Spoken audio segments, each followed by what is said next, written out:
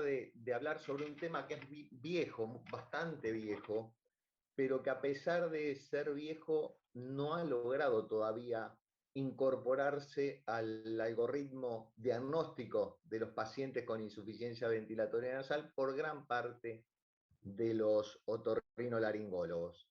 Y bien, es un estudio al cual le vamos a pedir que nos trate de objetivizar cómo está la permeabilidad nasal, que es algo muy subjetivo, ¿eh? Y además terriblemente dinámico, como mostraba el doctor Rodríguez. Todos sabemos que la principal función de las fosas nasales es la función ventilatoria, tanto el pasaje de aire como el acondicionamiento del mismo. Para el pasaje del aire, las fosas nasales requieren que sea bueno, requieren una orientación hacia abajo, una entrada chica y una salida grande, la forma y el tamaño de la fosa nasal, los cornetes, la velocidad del flujo. Y otra cosa que hay que tener en cuenta en cuanto a la dirección de ese flujo dentro de la nariz es el ángulo nasolabial, que es muy importante.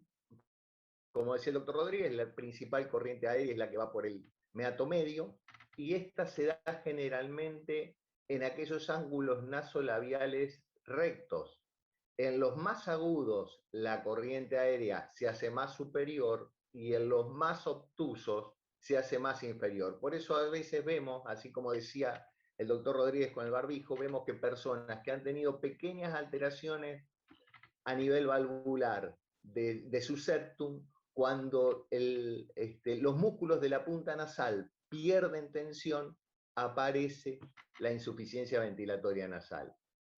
Y otra cosa que tenemos que tener en cuenta en la regulación del flujo, como decía el doctor Rodríguez, es fundamentalmente la válvula nasal interna, además de la externa y de la turbino-septal, y el ciclo nasal. Por lo tanto, el comité de estandarización de la rinodébitomanometría establece que es una técnica que nos mide flujo y variación de presión nasal durante la respiración, y de la relación entre la presión y el flujo vamos a obtener la resistencia nasal, que se mide en pascales sobre centímetros cúbicos sobre segundo, y recomienda seleccionar la resistencia a 150 pascales, que sería el punto de inflexión entre el flujo turbulento y el flujo laminar.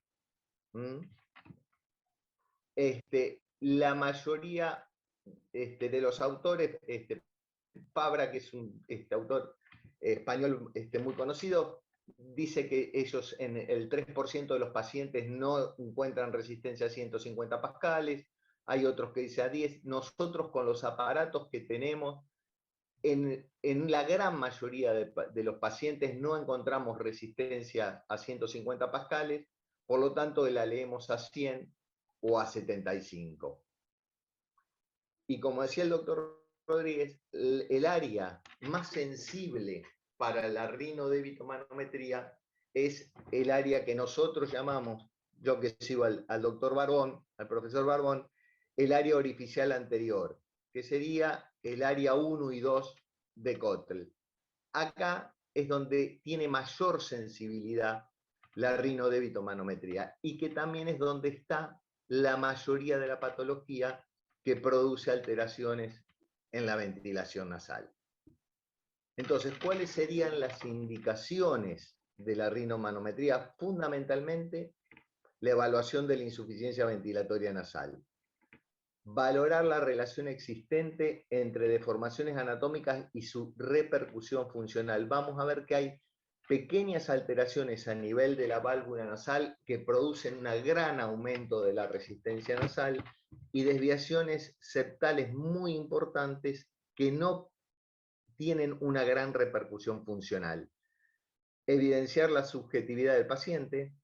En los pacientes con insuficiencia ventilatoria nasal, entre el 15 y el 17% tienen valores de resistencia nasal dentro de lo normal. comprobar la eficacia de un tratamiento, sea médico o quirúrgico, desde el punto de vista pericial o médico-legal, y también es de utilidad en las ARVAS, en las roncopatías y en el SAO. Fundamentalmente en las roncopatías, donde es un factor predisponiente o coadyuvante de las mismas, y se ha visto que los roncópatas en el 65% de los casos tienen aumento de la resistencia nasal y solamente el 19% reconoce algún grado de insuficiencia ventilatoria nasal. Por lo tanto, en la insuficiencia ventilatoria nasal vamos a tener una evaluación estática que nos va a decir cómo están las estructuras a través de la rinoscopía, la endoscopía, la tomografía, la rinometría acústica, y una evaluación dinámica que es la que nos da la rinodébitomanometría anterior activa. Entonces las condiciones son no colocar gotas nasales, no estar cursando una rinitis, no fumar 12 horas antes, nada que oprima, sacar los piercing, estar en reposo.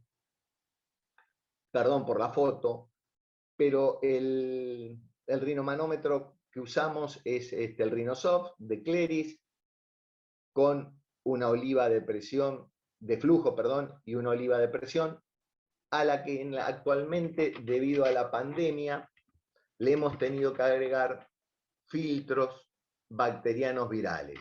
Después de varios meses de tratar de ver a ver cómo podíamos hacer para seguir haciendo los estudios, logramos que con este tipo de filtros no nos varíe la resistencia. Así que estamos usando los filtros y usamos tubuladuras descartables T63.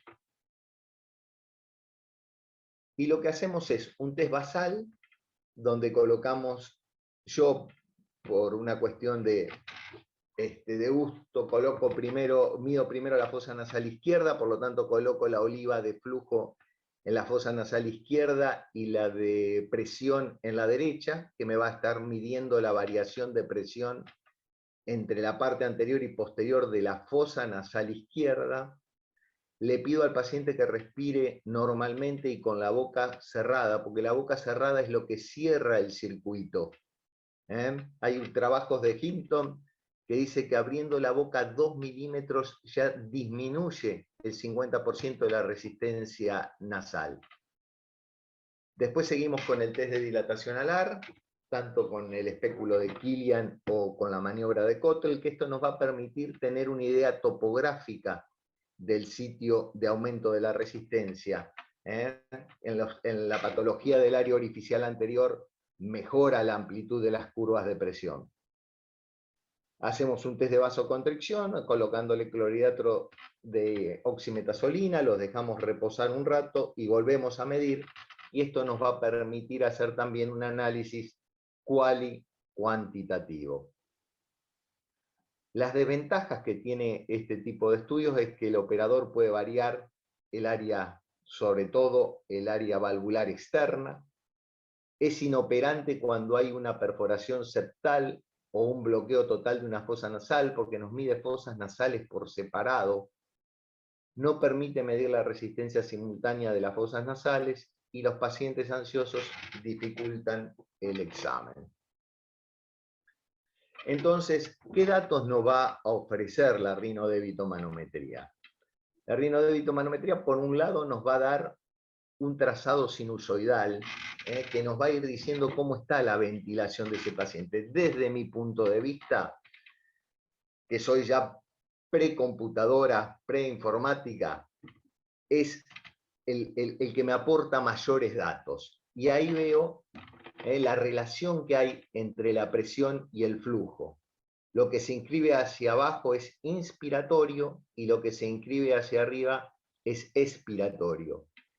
Y la relación entre la presión y flujo normal tiene que ser de 1 a 1 en cuanto a amplitud, o de 2 a 1 en favor del flujo. Y después nos presenta un gráfico de coordenadas, donde en las abscisas vamos a tener presión y en las ordenadas el flujo, y vamos y hacia la derecha lo inspiratorio, que en la insuficiencia ventilatoria nasal es al dato que más importancia le damos, y cuanto más achatada esté esta curva, es decir, cuanto más presión tengamos, peor va a ser la resistencia al pasaje de aire, y además nos brinda los resultados de la resistencia nasal a distintas presiones, de 100 a 150, a 100, a 75, siempre y cuando las podamos lograr. Empezamos, si las podemos leer a 150 mejor, si no, vamos bajando. Esto es algo que, si bien ya tiene más de 60 años, hecho por Kotl en base a 10.000 estudios, entonces ¿qué buscamos en esas curvas? Fundamentalmente lo que encontramos en la mayoría de los pacientes es un aumento de la resistencia nasal, es decir, un aumento en la alteración de la resistencia. Pero también podemos tener aceleraciones o retardos, alteraciones en el registro de ritmo, de las curvas en meseta por una expiración máxima, como les voy a mostrar algunos trazados, y esto que es el mid-cycle rest, que es una pausa al final de cada respiración. Entonces, lo que más frecuentemente vemos, acá lo he agrupado para poder poner una fosa y la otra. En la fosa nasal izquierda veo que tengo flujo mayor que presión, por lo tanto, yo sé que en esta fosa nasal la resistencia nasal va a estar conservada, va a ser normal. En cambio, en la fosa nasal derecha tengo más presión que flujo, por lo tanto, voy a tener un aumento de la resistencia nasal. Cuando hago el test de dilatación alar, los picos de presión, cuando hay una patología en el área orificial anterior, nos mejoran aproximadamente un 25%. Y si uno no quiere ir a los cálculos, ve en la misma curva que disminuye la amplitud de la curva de presión. Y posteriormente, al colocarle la vasoconstricción y volver a medir, yo puedo tener, como en este caso, que la relación en el lado izquierdo siga siendo a favor del flujo y en el lado derecho persista un aumento de las presiones sobre el flujo, por lo tanto, la resistencia nasal va a estar aumentada. Vemos acá, del lado derecho, vamos a estar esta curva mucho más acostada que la del lado izquierdo.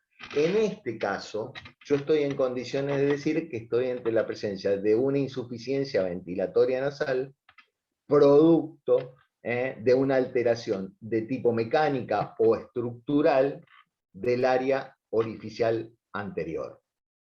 En estos casos vamos a ver lo mismo, siempre derecho, donde voy a tener el aumento de la resistencia, más presión que flujo, pero cuando le coloco la vasoconstricción, veo que los valores de flujo aumentan, siendo superiores a lo de la presión, y en este caso lo que digo es que el paciente tiene una patología de tipo funcional. Otras veces,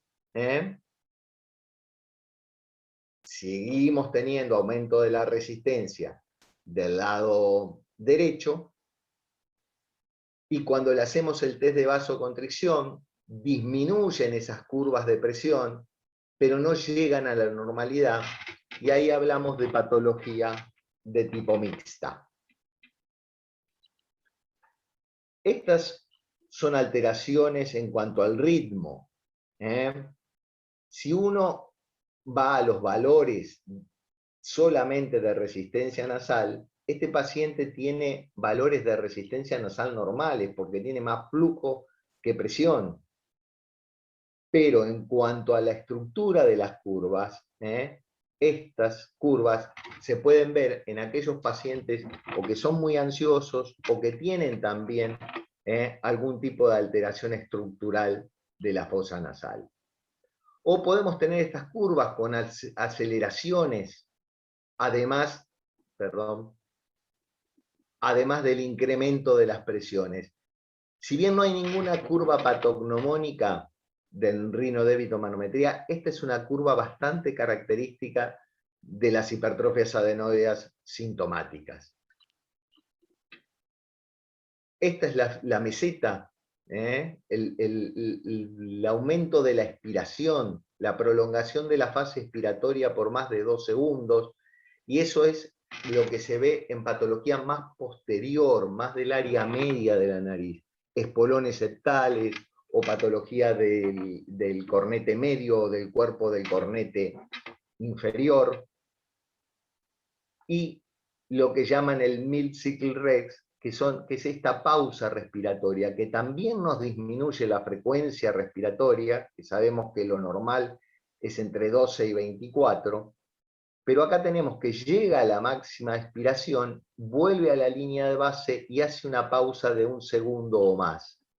Esto se ve en patología crónica y a veces también en patología ventilatoria o respiratoria inferior.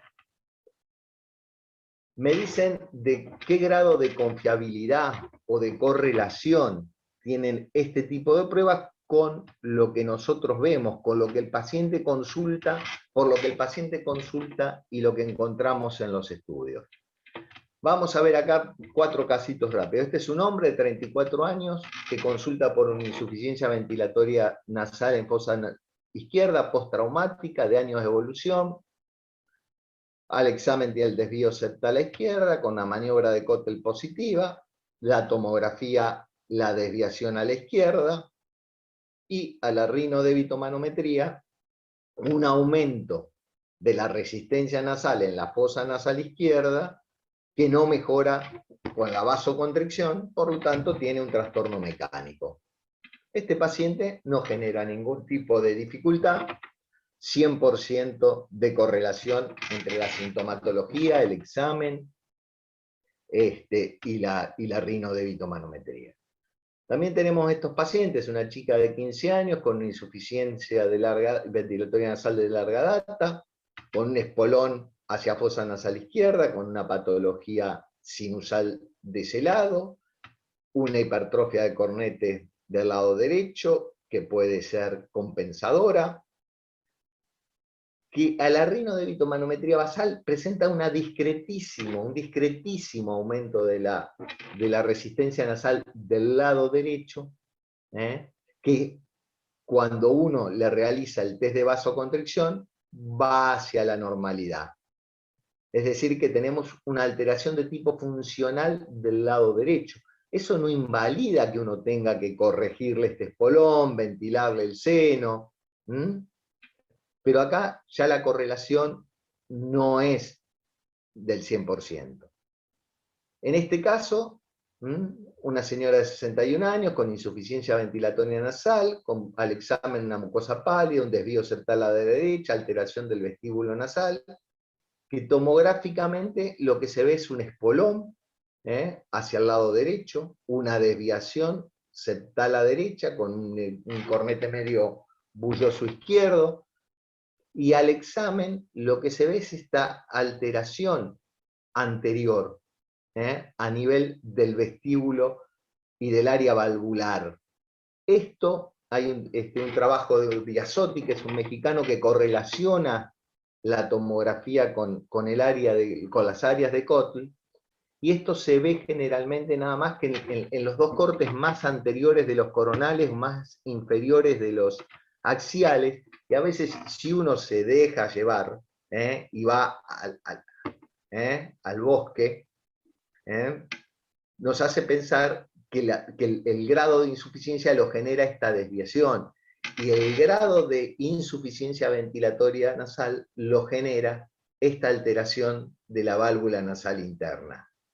Por eso vemos acá que las resistencias nasales están aumentadas de ese lado, no mejorando con el test de vasoconstricción.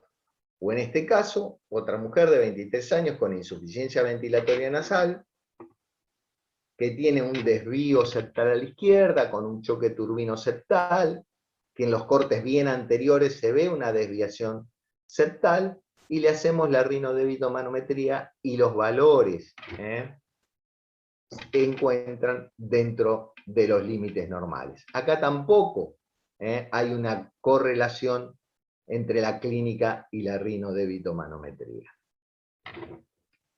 Yendo a los estudios, los estudios que hay hechos sobre la correlación y la endoscopía nasal nos dice que tiene una sensibilidad del 74%, este estudio de Sanz, Guerrero y Rivera. Horus habla del 72% de sensibilidad, Kini Bachman del 66%, y nosotros con el doctor Napolitano y la doctora Muin hicimos hace muchos años un trabajo sobre 417 pacientes y encontramos una correlación de el 70.5%